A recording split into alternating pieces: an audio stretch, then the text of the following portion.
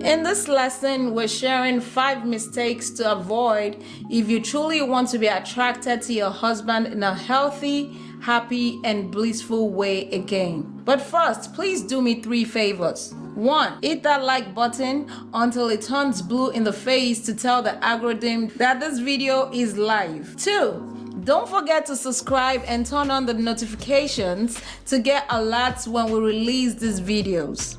3. Tell us in the comment area what topic you would like us to cover in the next video. My name is Lola, and I am the co-author of the book Get My Marriage Back with My Husband Ola, which you can download for free at www.getmymarriageback.com. You will also see an opportunity to book a free 30 minutes coaching session with us. So Samantha is at a place in her marriage right now, a marriage of 7 years, where she feels like things are spiraling out of control. She claims that she really loves him, but her description of the emotions playing out in their interaction indicates deflating attraction. He is completely oblivious about the whole ordeal, and she's just as afraid to communicate her feelings with him, actively protecting his feelings. We have decided to extract some lessons out in the form of 5 mistakes that kill attraction further, especially when you're already struggling in your marriage. Babe, shall we? My name is Ola. Mistake number 5. Self-diagnosing your husband. Here is one of the worst things you can do when you find yourself in a marriage that you consented to as an adult. It is the act of labeling your spouse with all the negative psychological diagnoses you come across. Labels such as narcissist, insecure, controlling, etc. I understand it's pretty easy to do because we all point fingers and have a difficult time holding the person in the mirror accountable, especially when it is not obvious that we played a role. The 2 parties played a role, and it's not about faults, rights, and wrongs. It's about attraction roles, and you are better off assessing and analyzing this from a self-development and improvement standpoint first. Blame, guilt, condemnation, and judgment works against attraction 100% of the time. Mistake number 4. Confusing patience with lack of self-worth. You've heard that patience is a major key in having a healthy level of tolerance and compromise necessary to sustain a marriage. But I want you to know that everything, including water, can mess you up if you consume an overdose. So, at what point is patience too much?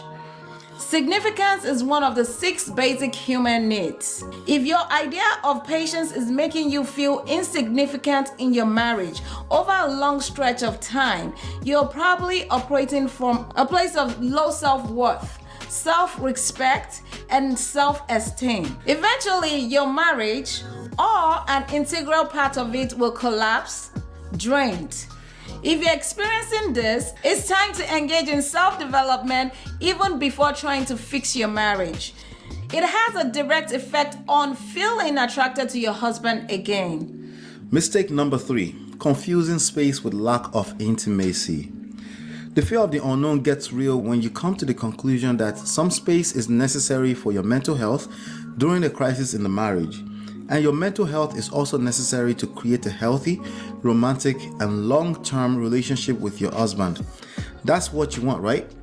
I know what you're thinking, but what if you or your husband taste something, some strange forbidden fruit, during the separation that takes you to a point of no return? Scary. There's also a second question. How painful is the void you are already feeling in the present state of your marriage? Now, which fear is greater? Fear of the unknown or fear of living in a miserable void for the rest of your sustainable marital life? Something will give eventually. I want you to know that space and distance makes the heart fonder.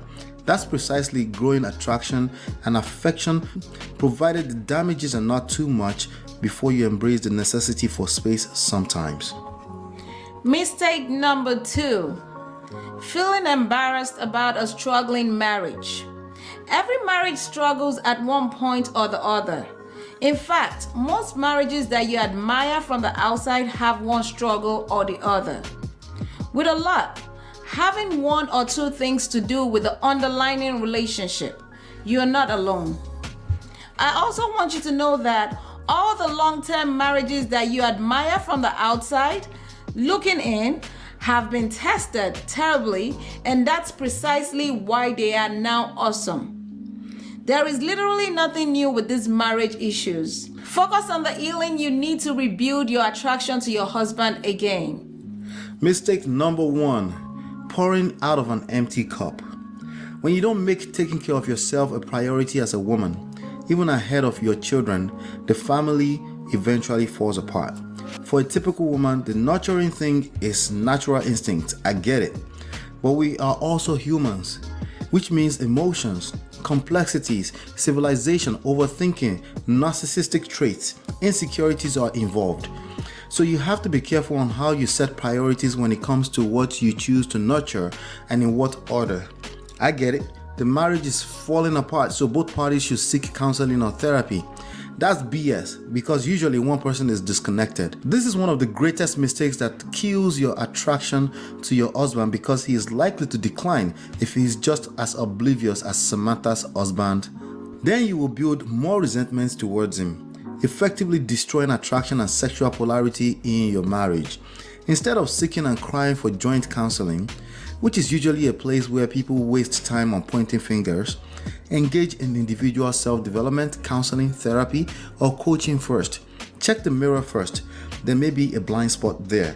If you feel we can help you personally, feel free to go to www.getmymarriageback.com, download the free book, and book a free 30-minute coaching session with us. Don't forget to hit the like button and check out the video on the screen for more information on how to build attraction out in your marriage from all ends.